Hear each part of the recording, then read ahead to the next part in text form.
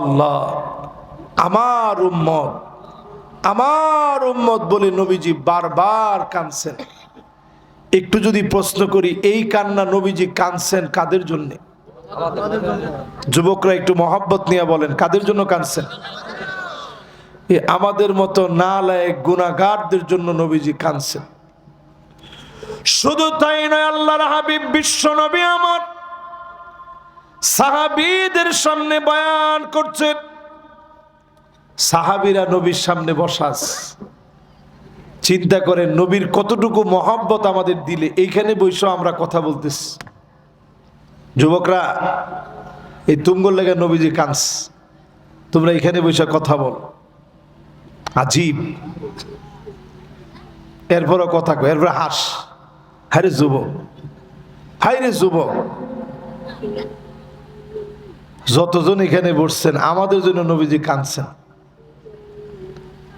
নবীজির কান্নার কোনো দরকার ছিল না। একটাবার যদি নবী চাইতেন, খোদ 6.5 কিলোমিটার লম্বা উহুদ পাহাড়, তুমি আমি কয় টাকার মালিক? নবীজি যদি শুধু চাইতেন, ফাসারাল উহুদু যাহাবা, গোটা উহুদ পাহাড়টা একবার মনের ভিতর আসা মাত্র স্বর্ণ হয়ে নবীর ডান আর বাম দিক দিয়ে চলতো। জোরে কোন আল্লাহু আকবার। নবী কোনদিন সম্পদের চাহিদা নবীর ছিল না, ভালো খাবারের চাহিদা ছিল না, ভালো পোশাকের চাহিদা ছিল না। বারবার নবীর চাহিদা ছিল উম্মতি উম্মতি। আয় আল্লাহ, আমার উম্মত, এই উম্মতি উম্মতি নবীর চাহিদা সাহাবীদের সামনে নবীজি বয়ান করতেছেন। যে সাহাবীরা নবীর জন্য জীবন দিতে পারে, যে সাহাবীরা তরবারির নিচে আসলেও নবীকে ভুলে না, মাথা দিয়ে ঝরঝর করে রক্ত ঝরে, আল্লাহর নবীকে একবারের জন্য ভুলে যায় না। এমন সাহাবায়ে কেরাম যারা নবীর চেহারার দিকে তাকায় ক্ষুধা ভুলে যেত, জিজ্ঞাসা করত তোমার কাছে সবচেয়ে প্রিয় কি? নবী, আপনি আমার কাছে সবচেয়ে সেরা, মা বাপের চাইতে সেরা, সন্তানদের চাইতে সেরা। যেই নবীকে পেয়ে সব ভুলে যেতেন, এমন সাহাবায়ে কেরামের সামনে নবীজি বয়ান করতেছেন। আল্লাহ নবী বলেন, ওয়াদিতু লাউ রাআইনা ইখওয়ানানা, আমার মন বড় চায় এক নজর যদি ভাইগুলাকে দেখতে পেতাম, এক নজর যদি ভাইগুলাকে পেতাম। সাহাবায়ে কেরাম আরজ করলেন, ওগো নবীজি, আমরা কি আপনার ভাই নই? আল্লাহর নবী বলেন, না, তোমরা আমার ভাই না, বাল আনতুম আসহাবী, তোমরা তো আমার সাহাবী। ভাই হবে তারা মান আমানা বি ওয়া লাম ইয়ারানি, জীবনে কোনো দিন যারা দেখে নাই, না দেখে যারা ঈমান এনেছে, তারা হবে আমি নবীর ভাই। নবীর ভাই বলে নবীজি আদর করে সম্বোধন করলেন আমাদেরকে। যারা আজকের এই মাহফিলে বসছি, আমাদেরকে নবীজি ভাই বলে সম্বোধন করলেন। স্বাভাবিক, আমি একজন বক্তা, এখানে ওয়াজ করতে আসছি, আমার আপনারা যতটুকু সম্মান দিচ্ছেন, কত আদর আপ্যায়ন করছেন, মেহমানদারি করছেন, নিয়ে আসছেন, যা করছেন, নবীজি সাল্লাল্লাহু আলাইহি ওয়াসাল্লাম তিনি আমাদেরকে আদর করে ভাই বলছে। আমরা কয়জনরে আদর করে ভাই বলতে পারি একটু চিন্তা করেন। আল্লাহর নবী সাহাবায়ে কেরামকে প্রশ্ন করলেন, আইউল ঈমান ইয়াজাব, কাদের ঈমানটা বড় আশ্চর্যজনক? সাহাবাই কেরাম সহজ সরল ছিলেন। সাহাবাই কেরাম সহজভাবে উত্তর দিলেন, ঈমানুল মালাইকা, ফেরেশতাদের ঈমানটা বড় আশ্চর্যজনক। নবীজি উত্তর দিলেন, আরে কি বললা? ফেরেশতারা তো সার্বক্ষণিক আল্লাহর বিষয়গুলো সব আল্লাহর অর্ডার করে থাকেন, তো তারা ঈমানের বাইরে যাবে কেমনে? কাদের ঈমান আশ্চর্যজনক? সাহাবায়ে কেরাম আবার বললেন, ওগো নবীজি, তাহলে নবীদের ঈমান বড় আশ্চর্যজনক। নবীজি বললেন, নবীরা বাহিরে চলার সুযোগ আছে? আল্লাহ তাদেরকে নির্বাচিত করছে। জোরে করে আল্লাহু আকবার। নবীজি আবার বললেন, বলো কাদের ঈমান আশ্চর্যজনক? সাহাবায়ে কেরাম বললেন, নবী তাহলে আমাদের ঈমান আশ্চর্যজনক, আমরা যে ঈমান আনছি। আল্লাহর নবী বললেন, ওয়া আনা ফীকুম, আমি নবী তোমাদের ভিতরে আছি, আমি নবী তোমাদের মধ্যে আছি। কেমন করে তোমরা ঈমান আনবে? তোমরা তো খুব স্বাভাবিক ঈমান আনবে। এবার নবীজি বললেন, তাহলে শোনো, ওই লোকগুলোর ঈমান আশ্চর্যজনক হবে যেই লোকগুলা জীবনে কোনোদিন আমি নবীকে দেখে নাই। না দেখে যারা ঈমান আনবে তাদের ঈমানটা হবে বড় আশ্চর্যজনক। জোরে কোন আল্লাহু আকবার। নবীজি কাদের ঈমান আশ্চর্যজনক বলছে? এ আমাদের ঈমান। জোরে একটু হিম্মত নিয়ে বলেন তো, কাদের ঈমান? এ আমাদের মতো গুনাহগারদের ঈমানের প্রশংসা করছে নবী। এ আমরাই তো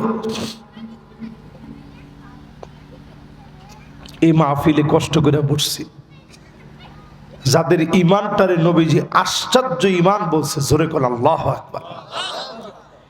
এই ঈমানের অধিকারী ব্যক্তিরা যদি আজ থেকে নিয়ত করে ঈমানের পথের জন্য জীবন দিব, জীবন চলে যাবে, ঈমানের পথ ছাড়ব না, ফাঁসির মঞ্চে নিবে, হাতে হ্যান্ডকাপ পরাবে, পায়ের ভিতরে বেড়ি পরাবে, ঈমানের জন্য ফাঁসির দড়িতে ঝুলব, ঈমান দিব না, এমন লোকদেরকে ডেকে ডেকে যিনি জাহান্নাম হারাম করে জান্নাতি বানায় দিবেন, তিনি কে? এই মাহফিলে যারা বসছি, ঈমানের দাবিতে যারা সত্যবাদী, আমার প্রথম নসিহত এই মাহফিলে প্রতিদিন ঈমানটাকে একবার একবার করে নতুন করবেন। সবাই বলেন, কি করবেন? নতুন করবেন, নবায়ন করবেন, রিপেয়ার করবেন, তাজদীদ করবেন। আগে দেখতেন মাটির ঘর মাঝে মাঝে কি করতো? লেপতো। লেপতো। এই যে মাশাআল্লাহ সুন্দর ভাষা কইছে। এই জন্য আলেম ওলামার সাথে থাকলে ওয়াজ করলে সুবিধা হয়। লেপতো, কি করতো? ঈমানকে লেপা লাগবে মাঝে মাঝে। কাসসিরু যিকরা লা ইলাহা ইল্লাল্লাহ, লা ইলাহা ইল্লাল্লাহ, বেশি বেশি বলবেন, ঈমানটাকে নবায়ন করবেন। এই শেষ জামানায় মানুষের ভিতরে আমল কমে যাবে। বর্তমান সময়ে আমল নেই, ঈমানের পথে হাঁটেন। আপনি ঈমানের জন্য পরীক্ষা দেন, চক্ষু বন্ধ হতে দেরি হবে, যিনি জান্নাতি বানাতে দেরি করবেন না, তিনি কে? জান্নাত জানি কয়টা? এই 8টা জান্নাতি, সব দরজা খুলে জান্নাতের নিয়ামত আপনার কবরে আসবে কিছু আমল আজকে থেকে করলে। রাজি আছেন ইনশাআল্লাহ? 1 নাম্বার, ঈমানটারে মাঝে মাঝে নতুন করবেন। পারবেন না ইনশাআল্লাহ? 2 নাম্বারে, যতজন এই মাহফিলে বসলেন ওয়াক্ত মতো নামাজ পড়বেন। আসরের সময় অত্যাসন্ন, এই আসর থেকে নিয়ে মাগরিব সূর্যটা দেখবেন লাল হয়ে যাবে। একটু পরে সূর্যটা ডুবে যাবে। প্রত্যেকটা নামাজ থেকে আল্লাহ শিক্ষা দিলেন। ফজর, জোহর, আসর, মাগরিব, এশা সবগুলা থেকে শিক্ষা আছে। আসরের শিক্ষা বলি, জীবন সূর্য ডুবে যাবে, আল্লাহ বুঝায় দিলেন ইন্না হায়াতাকা কদ তাজুলু কামিসলিশ শামস। সূর্যটা যেমন ডলতে ডলতে ডুবে যায়, তোমার জীবন সূর্য ডুবে যাবে। যার সামনে দাঁড়ায়া জবাব দেওয়া লাগবে তিনি কি? আল্লাহ। জীবন সূর্যটা ডুবে যাবে। একটু পরে যেরকম সূর্য ডুববে, আমাদের জীবনের সূর্যটাও একসময় ডুবে যাবে। যতজন এখন এখানে বসছেন সবার কাছে বিনয়ের সাথে আরজি, আসর থেকে শুরু করেন, একটা ওয়াক্ত নামাজও আর জীবনে বাদ দিয়েন না। রাজি আছেন ইনশাআল্লাহ? হারামাহুল্লাহু আলাইহিন নার, জাহান্নামের আগুন হারাম হয়ে যাবে। ওয়াক্ত মতো সুন্দর করে অজু বানায়া যদি নামাজ পড়েন, যিনি জাহান্নামের আগুন হারাম বানায় দিবেন তিনি কে? দুই নাম্বার শেষ। এবার কয় নাম্বার? কথা কয় না? মাদ্রাসার ছাত্ররা কয় নাম্বার? আজকে মাহফিল মাদ্রাসার ছাত্রদের দখলে, আলহামদুলিল্লাহ। না, মা বোনরা তো আর আমরা মা বোনরা এখনো বইয়া অনেকে কথা কইতেছে, গল্প টল্প যা বাড়িতে বাকি আছে, তোর জামাই কেমন, হায় হায় রে, আমার জামাই তো মানুষ না। তবে সব মা বোন কিন্তু এক সমান না। মা বোনরা যারা আসছে, মা বোনরা মহিয়সী তাপসী হিসাবে যারা নিজেদেরকে গড়তে চায়, তারা মাহফিলে আস। আল্লাহ যেন মা বোনদেরকে আমার এই সমাজ পরিবর্তনে, কোরআনের রাজ কায়েমের জন্য মা বোনদেরকেও যেন আল্লাহ কবুল মঞ্জুর করেন। পড়ে না আমিন। কয় নাম্বার বলছি ভাই? দুই নাম্বার। তিন নাম্বারে যতজন বসলেন, আজ থেকে আমলটা করবেন, মাহফিল সার্থক হবে। 40 দিন নিয়ত করে ফেলেন, দুনিয়ার জন্য অনেক খাটলেন, অনেক কিছু করলেন। 40টা দিন তাকবীরে উলার সঙ্গে নামাজ পড়বেন। ইমাম সাহেব রুকুতে যাওয়ার আগ মুহূর্তে হলেও আল্লাহু আকবার বলে প্রথম রাকাতে শামিল হবেন। এইভাবে করে 40 দিন যদি ট্রেনিংটা পুরা করেন, হারামাহুল্লাহু আলাইহিন নার। আল্লাহর নবী হাদিস বলে, আল্লাহর নবীর হাদিস বলে, ওই উম্মতের জন্য জাহান্নামের আগুন হারাম হয়ে যাবে। জাহান্নামের কঠিন আযাব থেকে মাপ পেয়ে যাবে। যিনি জান্নাতি বানায়া দিবেন তিনি কে? কয় নাম্বার? জোরে বলেন। 9 নম্বর। ও মাশাআল্লাহ, আমি কইতেছি 3 নাম্বার শেষ। হ্যাঁ, 9 নাম্বার। এখন শুনি না 4 নাম্বার, তাহলে 3 শেষ। এবার কত? মান ইকবারাত কদামাহু ফি সাবিলিল্লাহ হারামাহুল্লাহু আলাইহিন নার। এই পাগুলো দিয়ে জমিনে দিন কায়েমের জন্য ধুলাবালি লাগিয়েছেন, মাহফিলে আসছেন, মাদ্রাসা প্রতিষ্ঠা করছেন, মাদ্রাসার ভিতরে ছাত্ররা পড়তে আসে। এই যে ধুলাবালিগুলো পায়ে লাগে, দিন প্রতিষ্ঠার কাজে যদি নিয়োজিত হয়ে যান, যিনি আপনার জন্য জাহান্নামের আগুন হারাম বানায় দিবেন তিনি কে? তাহলে দিন বিজয়ের প্রয়োজন আছে না নাই? আমার সবাই কয় না তো? আর একটু জোরে কোন। শুধু আসি না, বরং এটা ফরজ। ওয়া আনিহকুম বাইনাহুম বিমা আনজালাল্লাহ।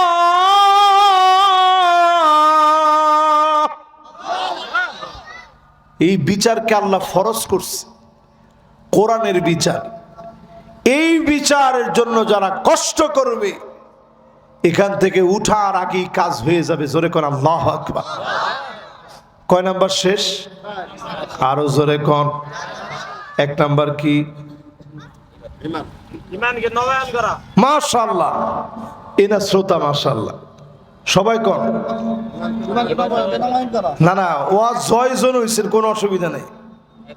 ওয়াজ কিন্তু একজন হইলেও মুখস্থ করে নিতে হবে। যাইতে যাইতে আপনারা কইবেন যে আজকে হুজুরে 8টা বিষয় আজকে পড়া দিস। ওয়াজ মাহফিল এটা নাটকের মঞ্চ না। এক নম্বর কি?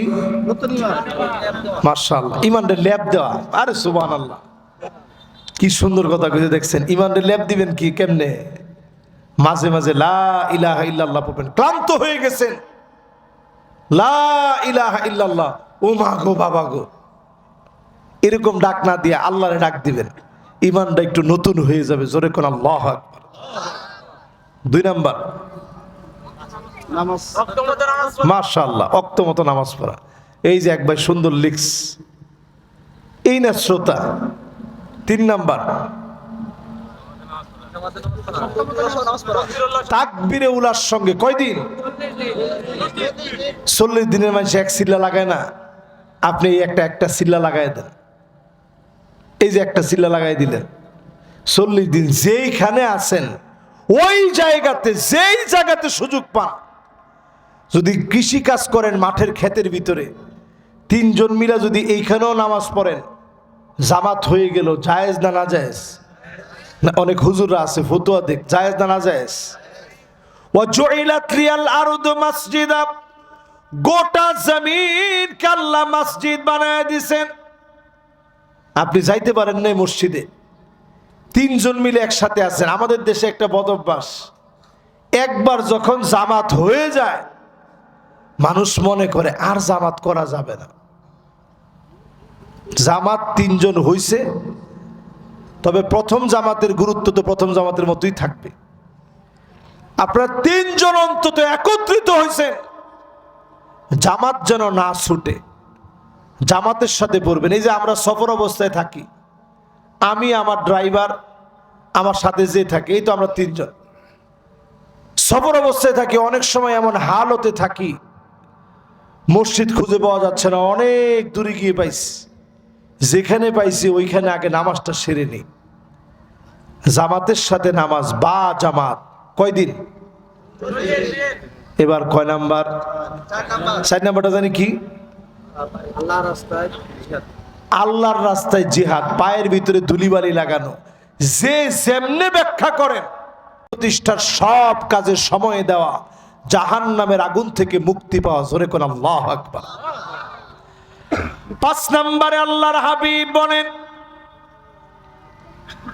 মান শাবা শাইবাতান ফিল ইসলাম,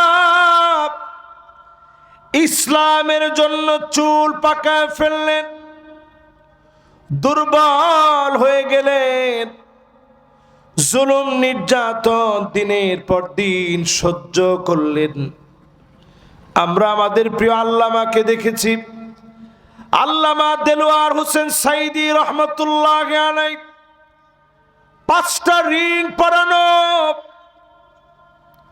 দিনের পর দিন জেল খেটেছে। 13 বছর 6 মাস ধরে জেল খাটছে।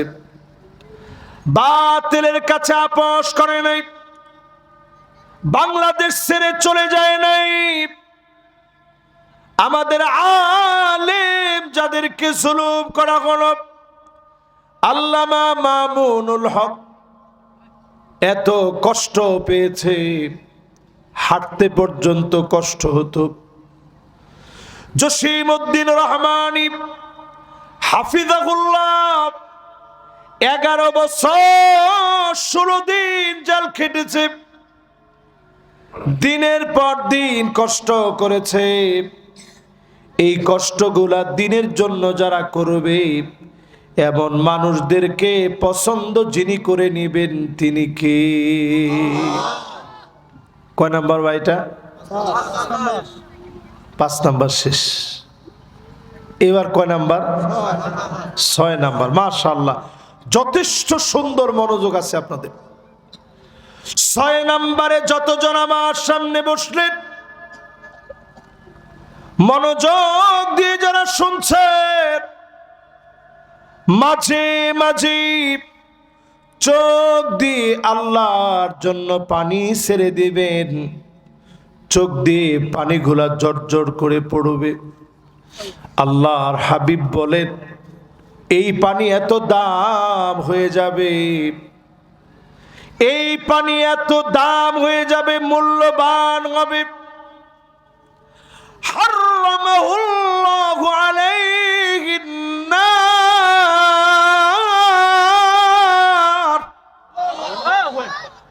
এই পানি জাহান্নামের আগুন নিভায়ে দিবে। চোখের পানি আল্লাহর কাছে এত দামি, চোখের পানির কারণে যিনি বান্দার গুনাহ খাতা মাফ করে জাহান্নামের আগুন নিভায়ে দিবেন, তিনি কে? এই জন্য অনেক সময় দেখবেন মানুষের মারলেও কান্দে না, কিন্তু কি মনে হয়েছে একা একা বোবার মতো বৈশা দুইটা ঠোঁট নাড়াইতেছে, আল্লাহর সঙ্গে কথা বলতেছে। মনের অজান্তে চোখটা বেয়ে পানি পড়ে গাল বেয়ে গেছে, দাড়ি দিয়া টপ টপ করে পানি পড়তেছে। এরকম ঘটনা হয় কি হয় না? এর দ্বারা বোঝা যায় এই কান্না সাধারণ কান্না না, এই কান্না মালিকের সঙ্গে কান্না। সায়েন্টিস্টরা গবেষণা করে দেখেছে এই পানির ঘনত্ব এত বেশি, এই পানি সাধারণভাবে উৎপত্তি হয় না। মনের মাধুরী মিশায়া সেন্সর দ্বীপ, এই পানি যিনি চোখ দিয়ে প্রবাহিত করে দেন, তিনি কে? এই পানিটা যখন বের হয়, এই পানিটা বড় দামি পানি। এই জন্য নবীজি আল্লাহর কাছে খুব কাঁদতেন, কান্নাটা আল্লাহর কাছে বড় দামি। আইনুন বাকাত মিন খাশিয়াতিল্লাহ, যেই চোখ আল্লাহর জন্য কাঁদবে, এই চোখ আল্লাহর কাছে বড় দামি হয়ে যাবে। মাঝে মাঝে চেষ্টা করবেন একটু আল্লাহর কাছে কাঁদতে। কান্না না আসলে কান্নার ভান করবেন, আল্লাহকে বলবেন, আল্লাহ আমার শক্ত হৃদয়কে নরম বানায় দেন, গুনাহগুলা থেকে হেফাজত করেন। দেখবেন যিনি মনটাকে নরম বানায় দিয়েছেন, তিনি কে? কয় নাম্বার গেছে ভাই? আর একটু জোরে কোন। মাশাআল্লাহ, 6 নাম্বার শেষ। এবার কয় নাম্বার? 7 নাম্বারে যতজন আমার সামনে বসলেন, অনেকের একটা সন্তান, দুইটা সন্তান মারা গেছে, এরকম লোক আছে না? এই দেখেন আমার পাশেই যিনি বসা, যমজ 2টা বাচ্চা একবারে মারা গেছে। যার সন্তানটা মারা যায় সে বুঝে যে মনের কষ্টটা কিরকম। বিশেষ করে মহিলা মানুষ এই কষ্টটা নিতে পারে না, হাড় শুকায় যায়, পাগলের মতো হয়ে যায়। আমার নিজের একটা বাচ্চা মারা গেছে 7.5 মাস, তারে সেই রেখে আসছি চিটাগাঙে। প্রায় সময় আমার ওয়াইফ এখনো বলে, ওই যে রেখে আসলেন আর তো গেলেন না। অন্ধকার কবরে সন্তান চলে গেছে, বাবার কাঁধে সবচেয়ে বড় বোঝা সন্তানের এই লাশ বাবা কাঁধে নিয়েছে, আল্লাহর উপরে সবর করেছে। আজকে আমার ফিলিস্তিনের দিকে তাকায় দেখেন, আমরা আমাদের সন্তানদেরকে দোলনার ভিতরে দোল খাওয়াই, আর ফিলিস্তিনে আমার মুসলমানেরা নিজের মৃত সন্তানদেরকে কোলে নিয়ে দোল খায়।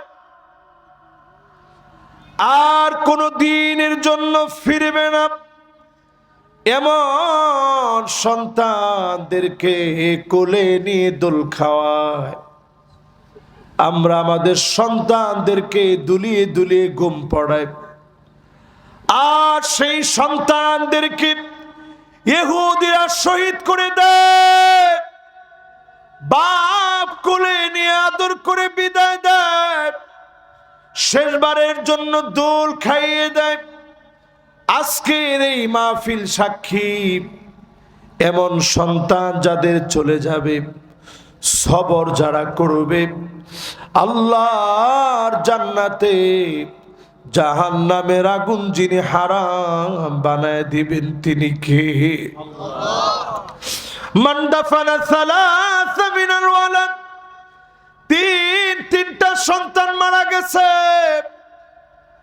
সবর করেছেন, হারামাহুল্লাহু আলাইহিন নার, এমন মানুষের জন্যে জাহান্নামের আগুন যিনি হারাম বানায় দিবেন তিনি কি?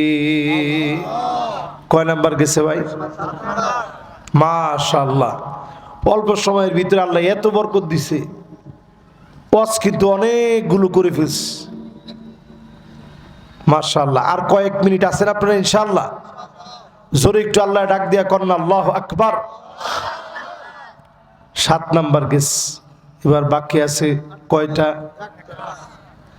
8 নম্বরে মান ক্বালা আখির কালামিহি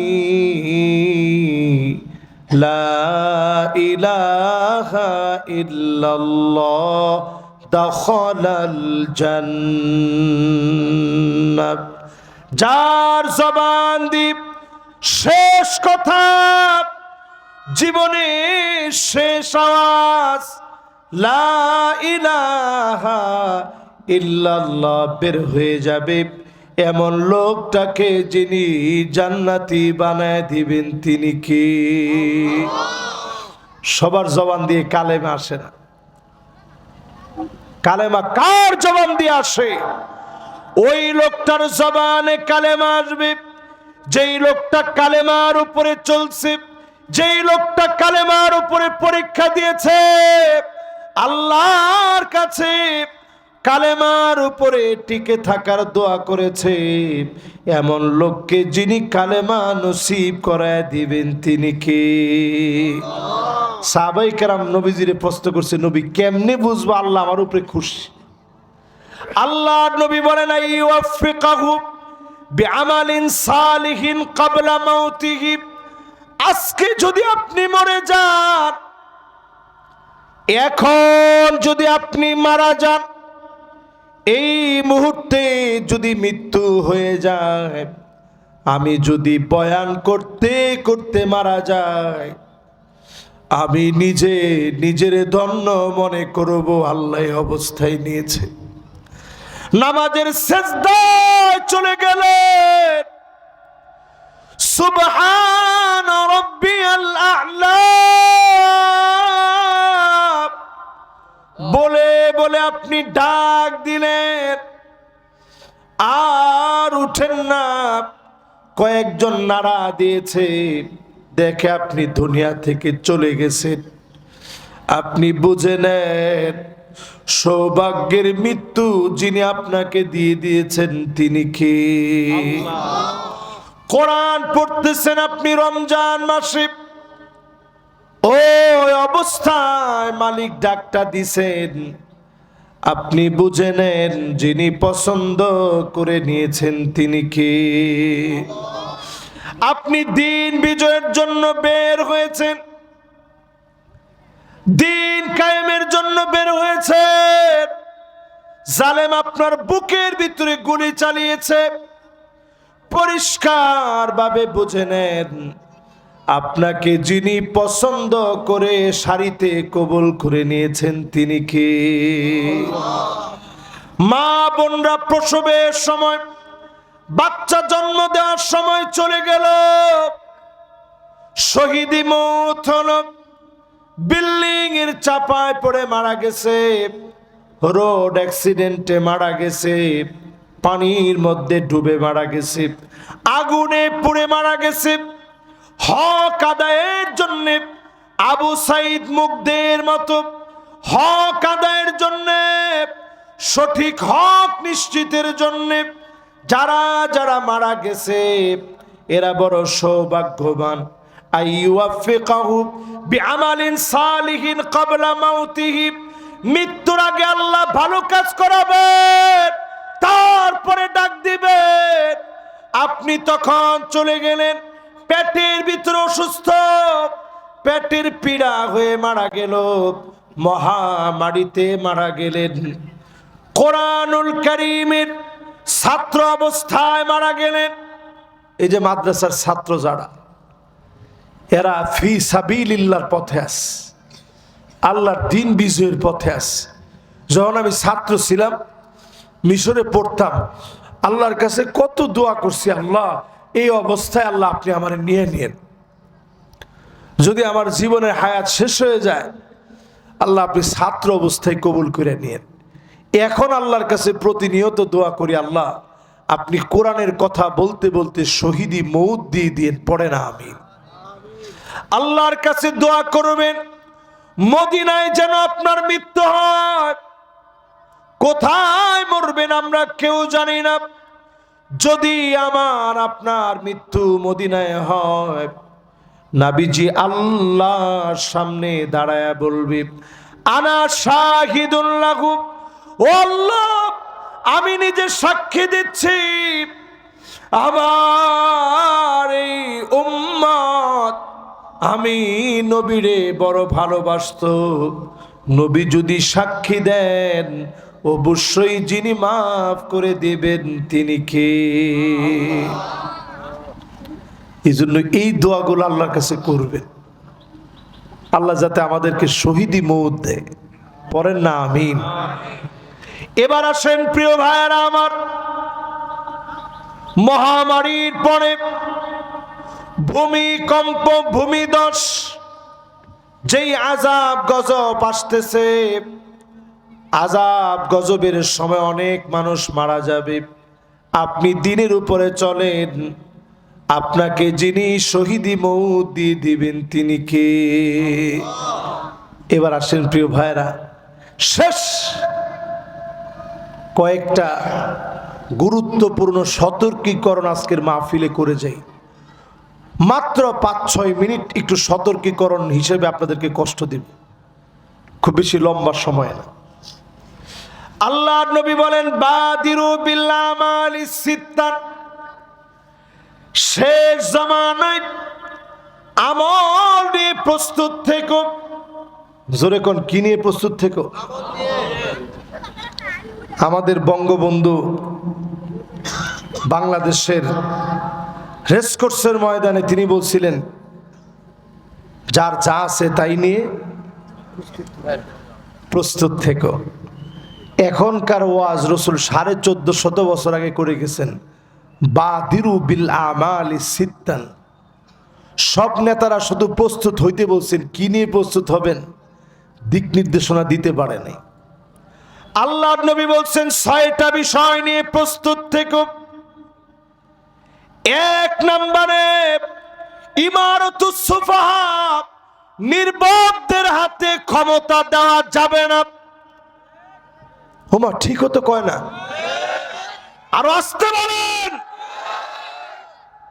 এই প্রস্তুতি যদি না থাকে, সামনে সালার চট পিঠের মধ্যে বাইদা রেখেন। আমার কথা না তো, স্বয়ং আমার রসুলের কথা। কোন নির্বোধ লম্পটের হাতে ক্ষমতা দেওয়া যাবে না, ঠিক কিনা বলে? আমরা দেখেছি উপদেষ্টাদের মধ্যে এই কয়েকদিন আগেই সংস্কৃতির বিশাল বিপ্লব করবে, এজন্য একজনকে নিয়োগ করা হলো, মোস্তফা সরোয়ার ফারুকী। দেখলে মনে হয় মাত্র মাদ্রাসা থেকে বের হয়েছে, কিন্তু তিনি আহমদ শফি রহমতুল্লাহ আলাইকে সরাসরি তেতুল হুজুর বলছেন। কি হুজুর বলছেন? তেতুল হুজুর বলছেন। আরো এরকম ওনার অনেক উল্টাপাল্টা বিষয় এই মোস্তফা সরোয়ার ফারুকী। শাপলা চত্বরে আলেমদেরকে জঞ্জাল যে লোকটা বলেছে, গতকালকে ফেসবুক তোলপাড় হয়ে গেছে, তারে বাদ দেওয়া হয় নাই। ফেসবুকে এমনি একটা হাইপ উঠছে যে মোস্তফা সরোয়ার ফারুকি বাদ। এই হাইপ উঠায়া এই নির্বোধদেরকে বুঝাইয়া দিচ্ছে দ্রুত বাদ করো, না হলে টেনে তাকে নামিয়ে দেওয়া হবে। ঠিক কিনা বলেন? এরপরে আল্লাহর হাবিব বলেন কাসরাতুস শর্ত, অধিক পরিমাণ শর্ত শারায়েত বেড়ে যাবে। আইন কানুনের মার পেছে মানুষের উপর অত্যাচার করা হবে। আজকেও যদি এই রকম জুলুমের শিকার হই, পরিষ্কার বোঝা লাগবে, আমাদের প্রস্তুত থাকা লাগবে। ঠিক কিনা বলে?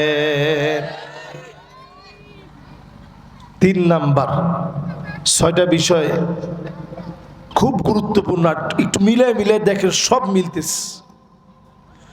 বিয়াউল হক, আইন কানুন বিক্রি হয়ে যাবে। 16 বছর বিক্রি হয়েছে, 5 আগস্টের পরে এখনো তাকায় দেখি অনেক আলেম, ইসলামী আন্দোলনের নেতৃত্ব যারা দিয়েছে এমন অনেক নেতা এখনো জেলখানার ভিতরে দিন কাটাচ্ছে। ঠিক কিনা বলে? এটিএম আজহার সাহেব সহ বহু বড় বড় ব্যক্তি এখনো তাদেরকে আসামি বানায় রাখছে। এই বিষয়টা কিন্তু এই হাদিসের আলোকে এখনই আমাদের ফায়সালা করার সময়। ঠিক কিনা বলেন? আমরা কি করেন? ঠিক না? 4 নম্বরে আল্লাহর হাবিব বলেন ইস্তিগফাফাম বিদ্দাম, এখন থেকে যদি সতর্ক না হন, আগামীতে সম্ভাবনা আছে গৃহযুদ্ধ লাগবে। কানটা খাড়া করে শুনেন। হয়তো আজকে এই রৌমারিতে কথাটা বলছি, আপনারা একদিন মনে করবেন যে কিরে হুজুর তুই কথা বলছিল।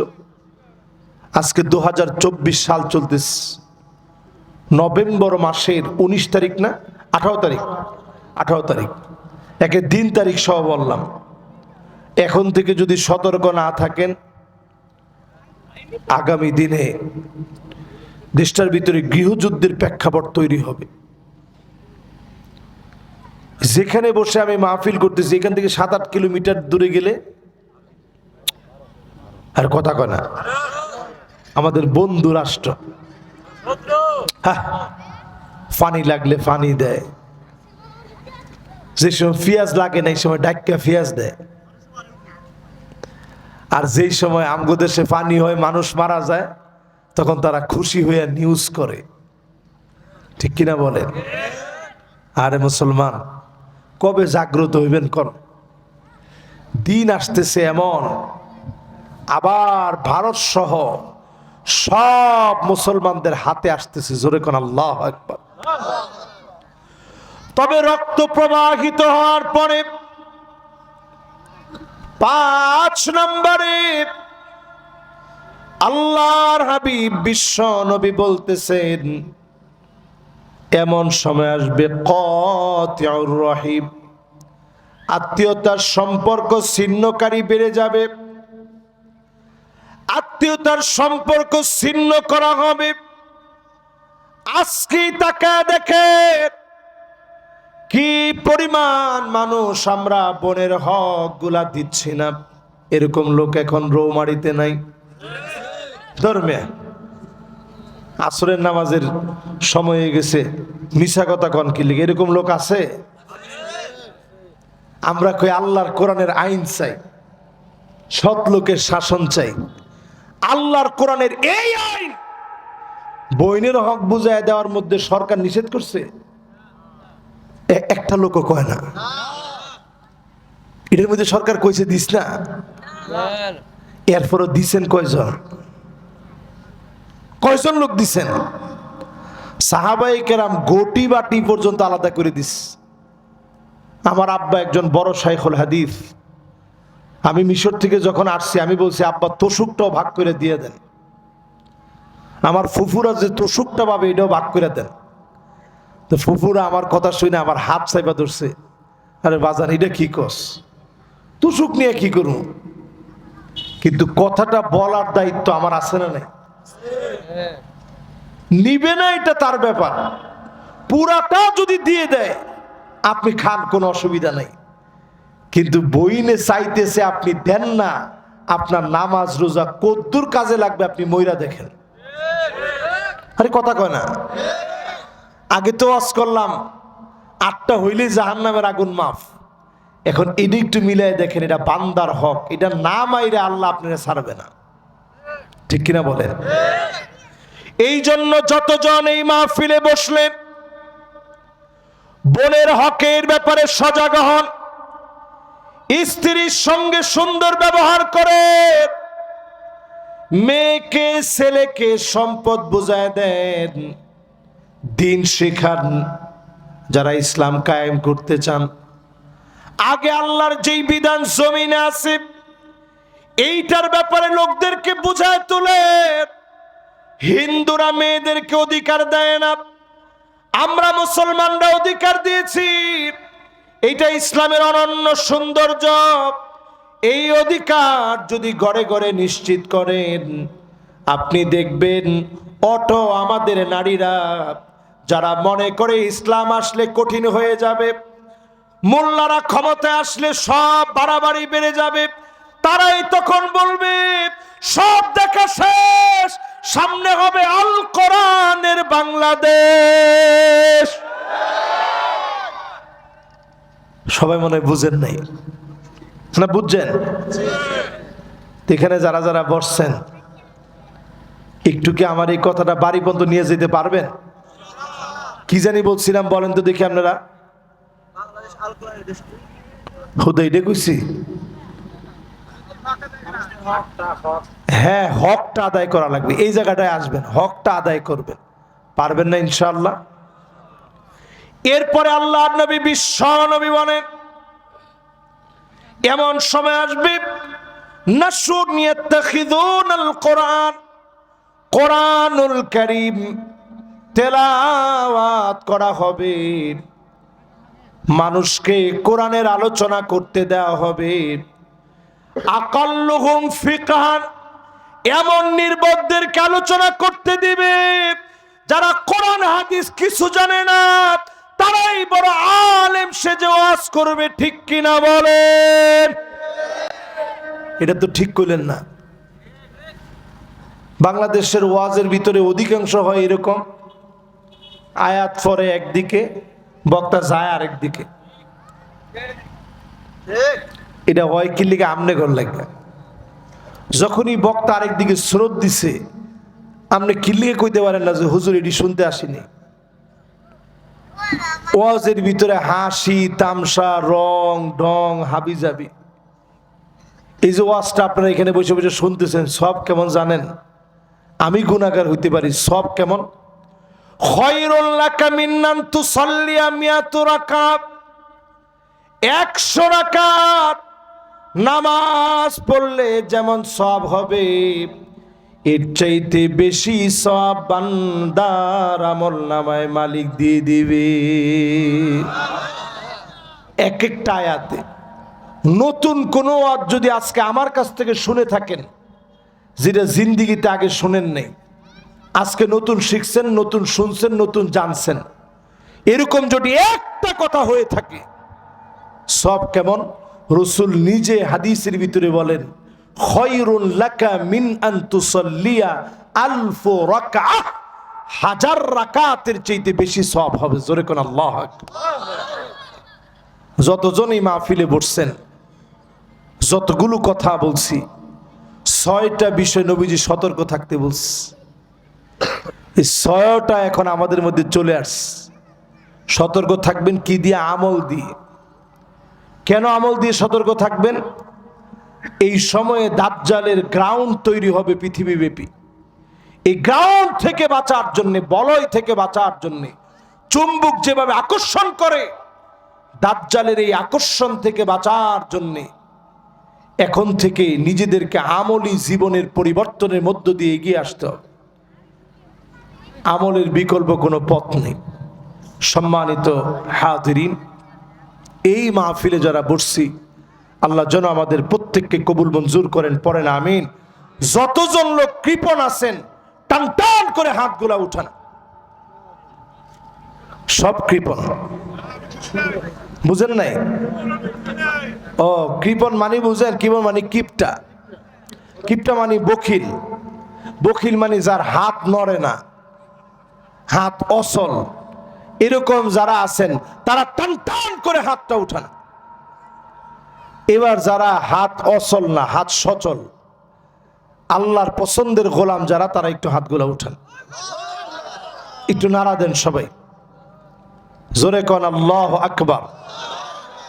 নারায়ে তাকবীর। হাত নামায়েন না, হাত নামায়েন না, একটু রাখেন। ওয়াকানাল ইনসানু কাতুরা। অধিকাংশ মানুষ কৃপণ। একটু নাড়া দেন তো হাতটা। বারে বাবা, হাত ব্যথা হয়ে গেছে। আমি 1 ঘন্টা হাতটা উঠায় 1 ঘন্টার উপরে হয়ে গেছে আলহামদুলিল্লাহ। হাতটা উঠায় ওয়াজ করছি আলহামদুলিল্লাহ। আমার তেমন কষ্ট হয় না, আপনাদের খুব কষ্ট হয়েছে। এবার একটু নাড়া দেন, তাহলে কষ্ট চলে যাবে ইনশাল্লাহ। কোন ইনশাল্লাহ আর নামাজ ছাড়বো না। কোন আর নামাজ ছাড়বো না, আর নামাজ ছাড়বো না। আজকের আসর থেকে শুরু করব ইনশাল্লাহ। এক আঙ্গুল উঁচা করেন, কোন ইনশাআল্লাহ। জোরে কর ইনশাআল্লাহ। এমন হাত নাড়ায়েন না, এক আঙ্গুল উঁচা করেন, কোন ইনশাআল্লাহ। আজকের আসর থেকে নামাজ শুরু করব ইনশাআল্লাহ। এবার যারা হাতটা উঠাইছেন পকেটের দিকে হাতটা দেন, পকেটের দিকে বিসমিল্লাহ করে পকেটের দিকে হাত দেন। আমি বড় কোনো কিছু আপনাদের কাছে চাই না। যদ্দূর আছে আল্লাহর জান্নাতের জন্য মাদ্রাসার তালিবুল ইলমরাও হাত দিছে। ওদের পকেটের কিছু না থাকলে অসুবিধা নেই, যা আছে তা দিবে ইনশাআল্লাহ। ইটের বাটার মালিক আব্দুল মান্নান সাহেব 10,000 টাকা দান করেছেন, মাশাআল্লাহ। 1 লক্ষ টাকা দান করছেন, লিল্লাহে তাকবীর। মাশাআল্লাহ মাশাআল্লাহ মাশাআল্লাহ। আমরা আব্দুল মান্নান ভাইয়ের জন্য দোয়া করি, আল্লাহ যেন পূর্ণ বরকত ওনাকে দান করে দেন। পড়েন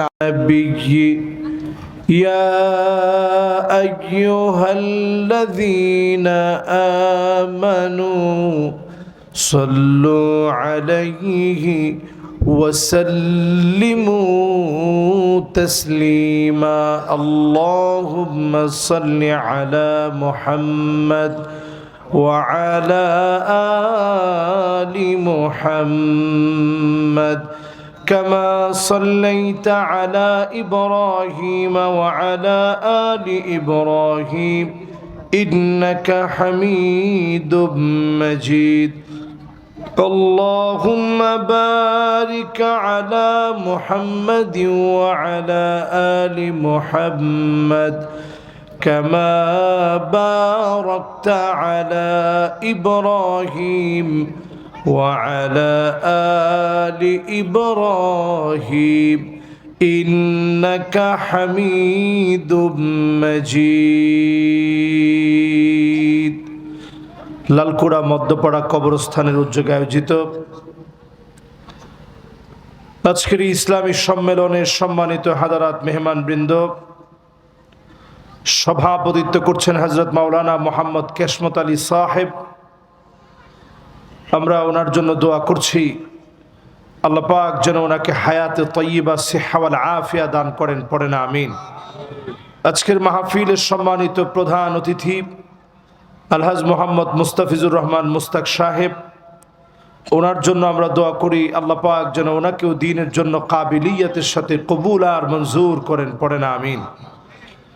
সম্মানিত উপস্থিতি, সময় একেবারেই স্বল্প। সলাতুল আসর একেবারেই আমাদের জন্য অত্যাসন্ন। এই স্বল্প সময়ের কথাগুলো বলায়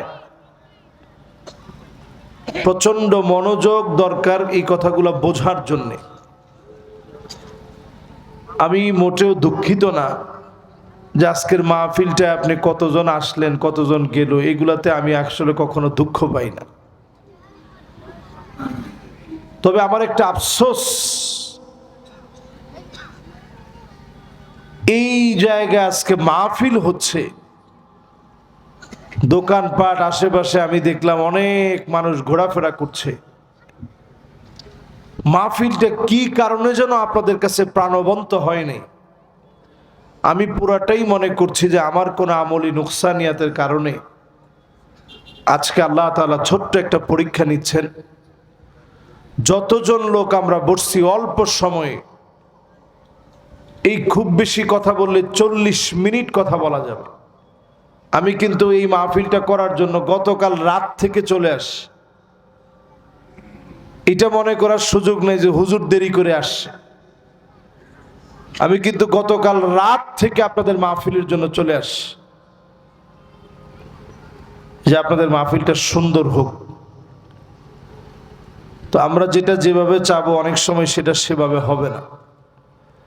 আজকের মাহফিলে যতজন আপনারা আসছেন, উলামায়ে কেরাম, ফুদালা, কুরামা, আইম্মা যতজন উপস্থিত হয়েছেন, সম্মানিত মুরব্বিয়ানে কেরাম, তারুণ্যের উচ্ছ্বাস, দিক দিগন্তের দিকপাল তরুণ প্রজন্মের আমার তরুণ ভাইয়েরা,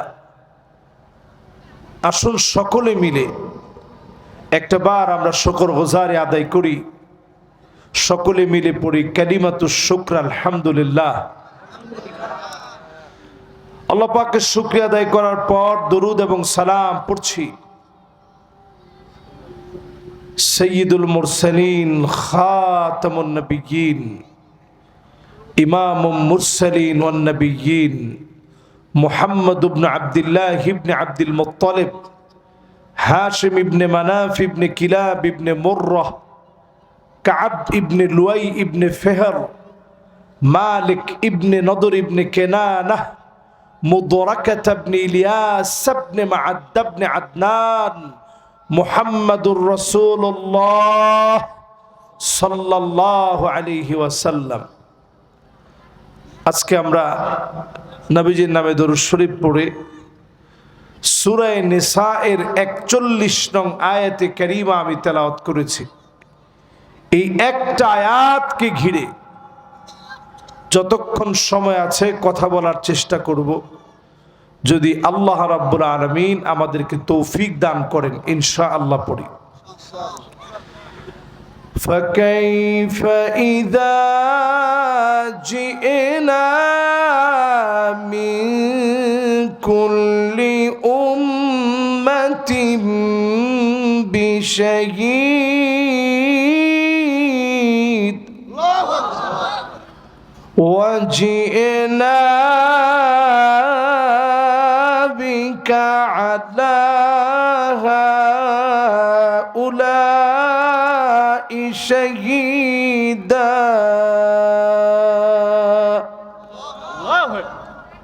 একটু সবাই বলেন তো দেখি,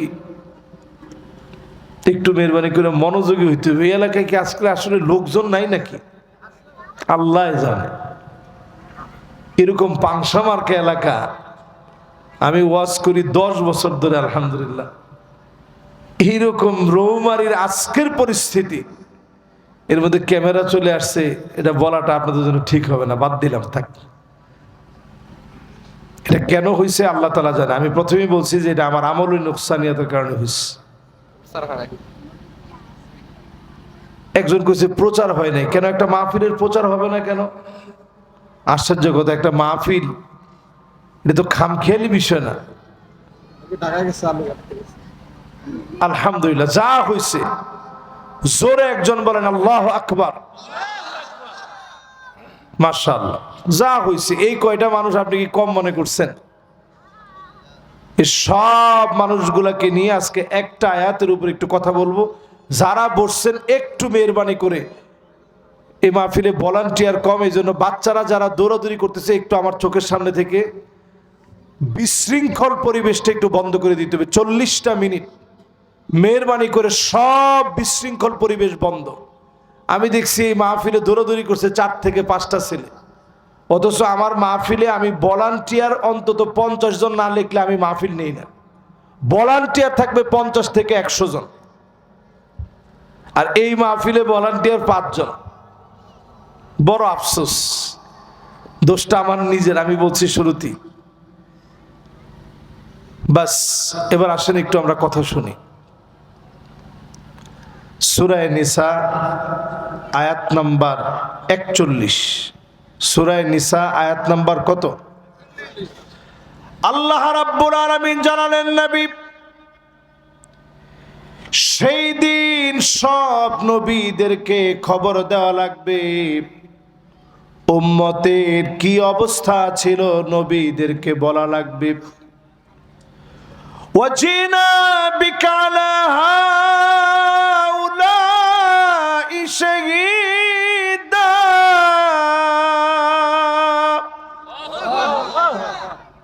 আপনাকে আপনার উম্মতের খবর দেওয়া লাগবে।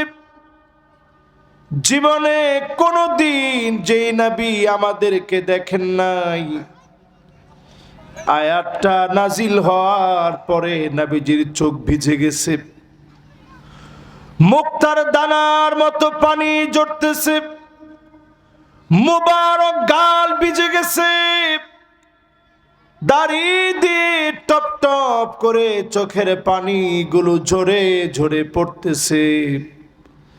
আমার এত আদরের উম্মত, জীবনে কোনোদিন আমার উম্মতকে আমি দেখলাম না। এই উম্মতের ব্যাপারে কেমন করে সাক্ষী দিব? আল্লাহর আদালতে উম্মতের ব্যাপারে নবী সাক্ষী দিবে। আমার আপনার জন্য নবী আল্লাহর কাছে কাঁদলেন, জীবনে একটা বারের জন্য ক্ষুধার যন্ত্রণায় নবীজির চোখে পানি আসে নাই। না খেয়ে থাকলে নবীর চোখে পানি আসতো না, ক্ষুধার যন্ত্রণায় কষ্ট পেলে কাঁদতেন না, না খেয়ে মালিকের জন্য সেজদায় অবনত হতেন। তাহাজ্জুদের নামাজে যখন সেজদায় যেতেন, আম্মা জান আয়েশা বলেন, আজিজুন কাজিজিল মিরজাল, ফুটন্ত পানি গোলাপ গরম পানি চুলার উপরে বসালে টকবক টকবক করে যেইভাবে ফুটে, যেরকম গড়গড় গড়গড় করে আওয়াজ হয়, নবীজির ভিতর থেকে এমন কান্নার আওয়াজ আসতো। আম্মা জান আয়েশা বলেন, ছোট্ট ঘরের ভিতরে আমার ঘুম ভেঙে যেত। নবীজি কোন কারণে এত কষ্ট পেলেন, কেন নবীজি এত কাঁদতেছেন? আমি আয়েশা যখন কানটাকে নিয়ে লাগাতাম, আমি শুনতাম অন্য কোন কিছু বলে আল্লাহর নবী কাঁদে না। বারবার নবীজি কাঁদেন আর বলেন, আল্লাহুম্মা